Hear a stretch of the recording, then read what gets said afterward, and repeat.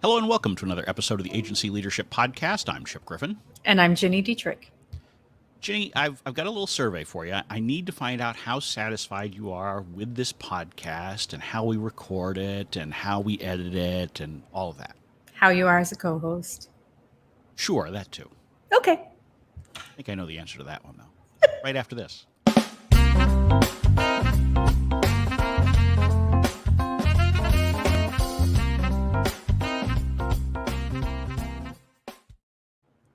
How likely are you to recommend my intros on this podcast to a friend? I highly recommend. Highly recommend. Yes, I think they're the best part of the whole podcast. It's all downhill from there. It is. Listen to those first 15 seconds, and after that, it's fine.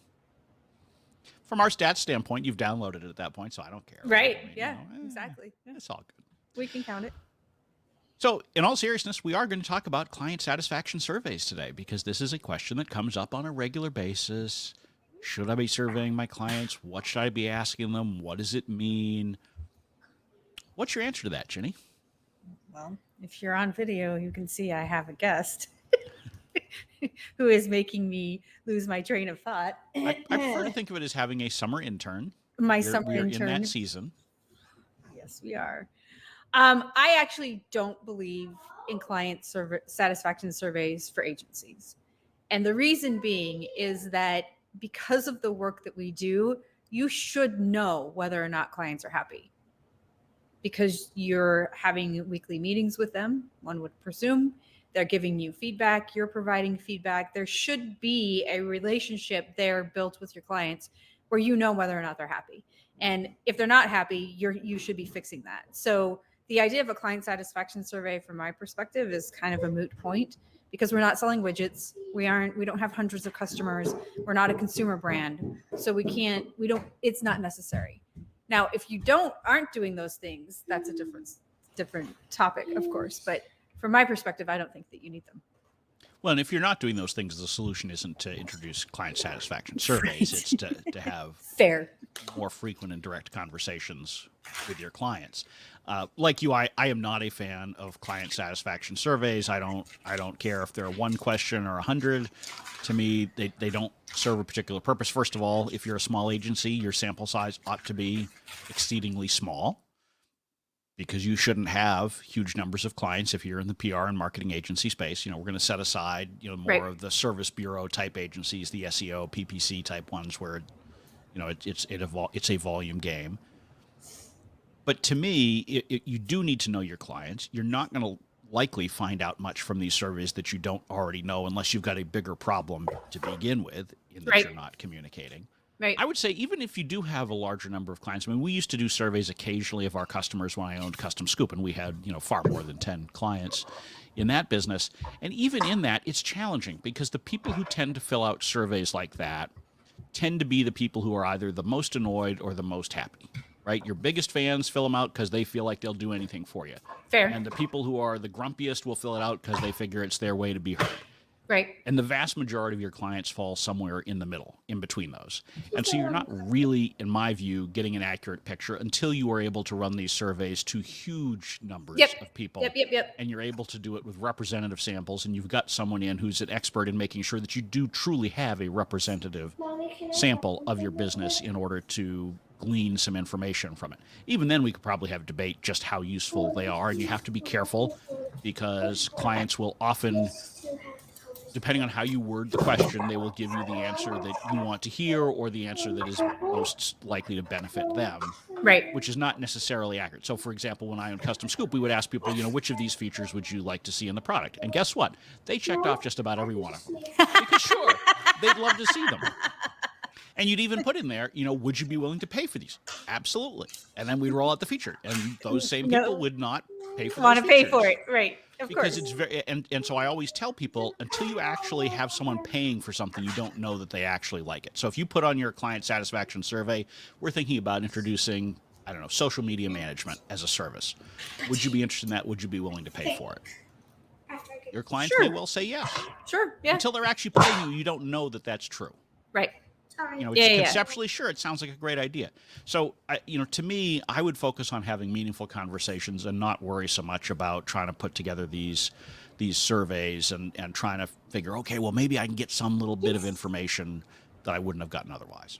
Yeah, and I think some agency owners want to do surveys to get testimonials or social proof, and I think you can get that without doing a survey. Like, Sure. just ask your clients, would you write a testimonial for me, or can we do a testimonial video with you, or something like that?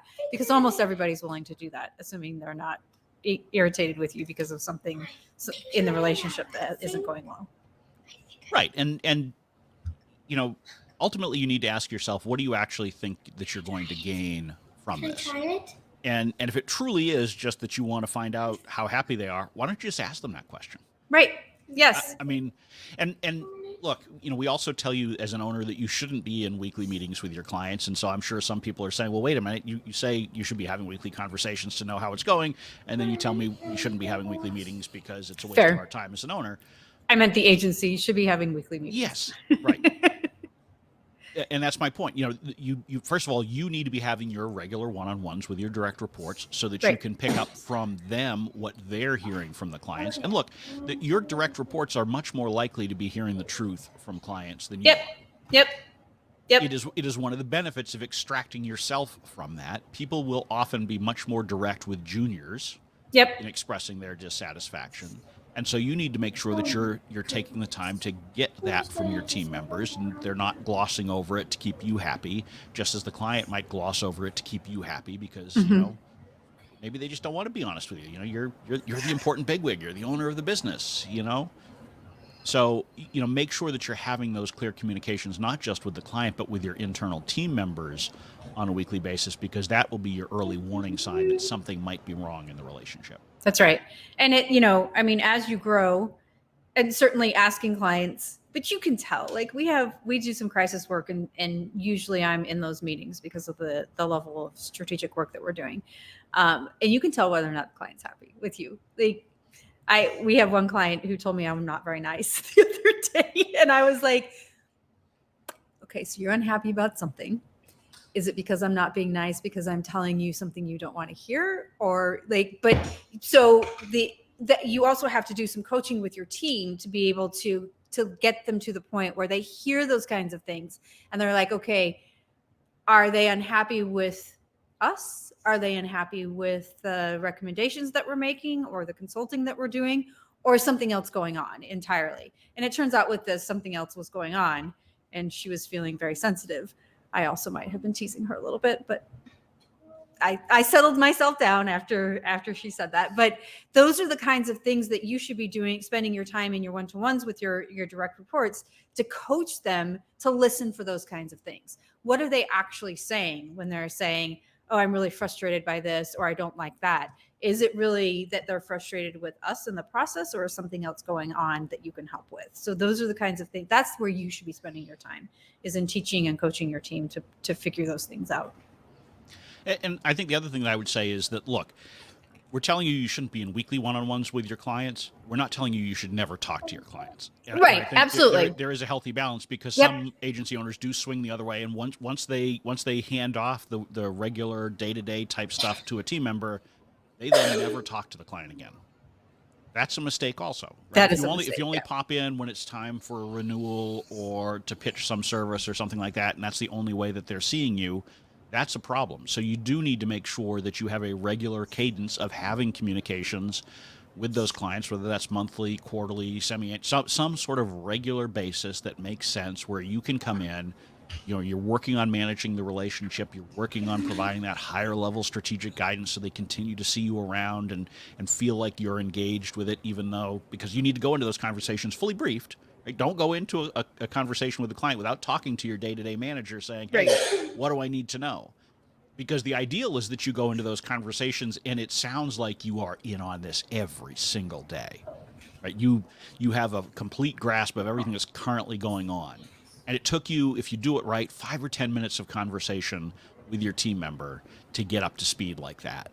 But that's so impressive to a client when you're able to do that, particularly if you're only doing it monthly or quarterly. Yeah. And because they have the illusion, And you don't lie, and you don't say I'm looking at this every day, but they have the illusion that you are, and that makes them feel more comfortable overall. So you want to always make sure that they don't feel like, geez, he has no idea what's going on here, does he? He doesn't even know that we have a big event coming up tomorrow.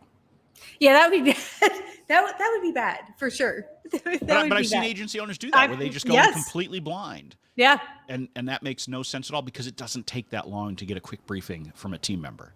And anytime I went into that with a client when I was not in the day-to-day, I always wanted to know, what's big and happening now?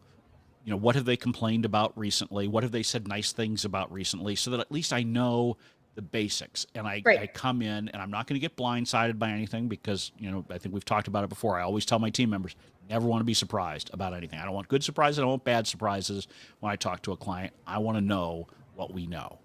And if you're doing those things, that gives you the opportunity to burnish the relationship, but also to pick up the real feedback and understand how are they feeling about your agency in ways that you can't get by sending them a SurveyMonkey link and hoping that they take the time to fill it out and don't just randomly click buttons to get through it, or just skip it altogether.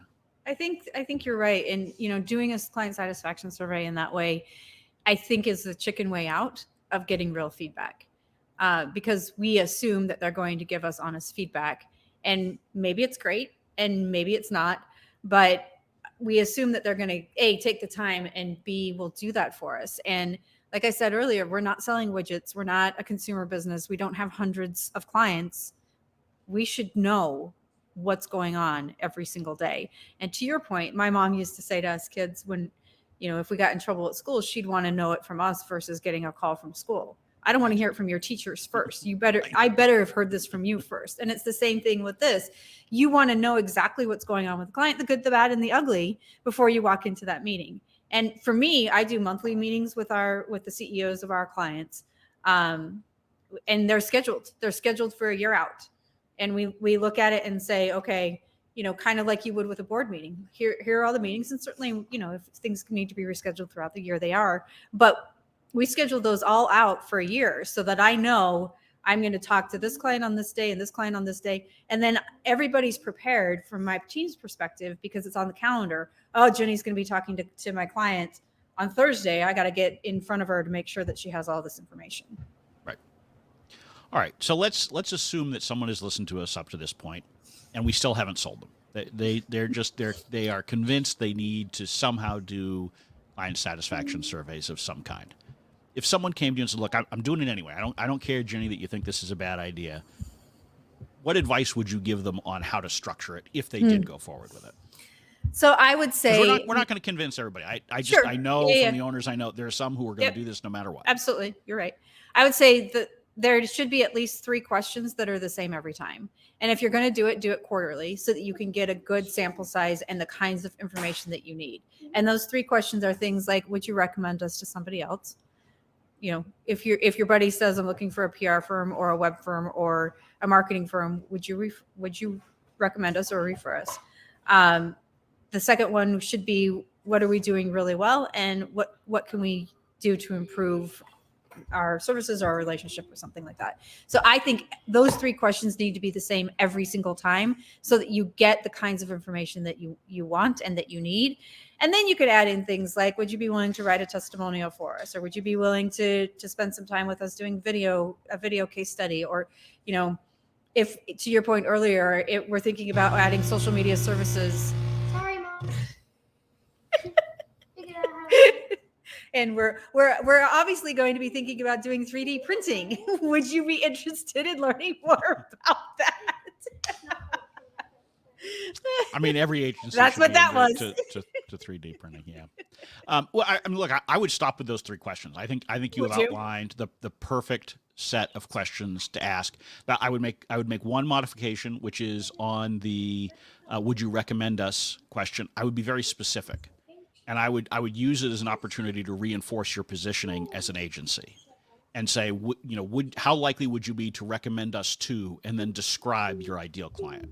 Love that. That's awesome. Love that. Because what that does is it actually plants the seed. And if they are likely to refer you, they may immediately start thinking of, oh, right, I should recommend this to Chip, because he's got the kind of business that could work with you. That's a great ad. So I would use it as a backdoor way to invite a referral and not just be a generic, how likely are you to recommend Love this that. to somebody? I love that. But I do like the other two being those open-ended. What are we doing well? What could we improve on? Yep. And I don't think there's any need to get more specific than that. I've seen a lot of agency surveys where they really go to detail, how do you feel about your day-to-day rep? How do you feel about our timeliness? How do you feel about our price? That one I hate. Do not ask about price in the survey. Because everyone will say it's terrible. I mean, I'm paying too much.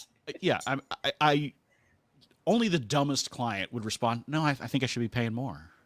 Right? I mean, so don't even plant the seed that you might be overpriced. Right. Don't do anything that will cause them to think that way. The other thing I would say is, if you do one of these surveys, don't aggregate the results. Just no, absolutely not. Because to your point earlier, there's don't not make enough it anonymous, and don't aggregate the results. Yep. Because the real purpose here is just to elicit a conversation with that individual. 1 minute. It's not, if you've got 10 clients, you maybe get 4 or 5 who fill it out. So that means, if you have a variance in will they recommend you by one answer, that's like a 20% swing. And so, our client satisfaction this quarter went from 80% down to 60%. No, one person answered differently. Right. I mean, that's, so the sample sizes are likely to be so small that you don't want to aggregate this data. It really is just pinpoint on that individual so that you know where you stand, and you get maybe some substantive feedback that you can then implement, at least on that account, if not more broadly. So if you're going to do it, I think those are the 3 questions that I would stop there. Don't make it more complicated. Keep it simple. You're more likely to get them to give you an answer if you keep it simple, and just go from there. Yeah, I love and that. frankly, those are questions you should be asking anyway if you're just talking to them. So this is really just if you're not comfortable asking these questions in a conversation, which I would argue you should be if you own an agency. But if you're not, you can kind of get around it by sending it out this way. Yeah, I love that. And I think that's really good feedback. And to your point, if some people are not, some people are not going to be willing. I feel like we're back in 2020, Ginny. I remember when we had our third co-host for many, many months there in 2020. Many months, it was, yeah. I need some space. Maybe you should survey your intern and see what she thinks about all of it. I'll tell you what she thinks about all of it. She's bored. That's what she thinks. And I won't let her use her iPad. So there you go. See, there's your mistake. You need to understand that iPads, Xboxes, PlayStations, they're all great babysitters. Yep. And I think it was right around the age that your daughter is about when we caved in with our kids and just said, just unlimited. You can have all the screen time you want. Just go away. Get out of my hair. leave us alone. It's only a week. I can do it for a week. And now we're at the point where they are, well, I won't say out of the house because they're not out of the house. They're not. They've graduated high school. One is about to graduate college in about 6 months or so. So progress. Close to emptiness. You, on the other hand, have a long way to go. Yes, I do. You're right. So, on that note, this episode has a very, very short way to go because we're going to draw it to a close here before the co-host jumps in and really contributes more to this episode in a not very meaningful way. I'm Chip Griffin. I'm Jenny Dietrich. And it depends.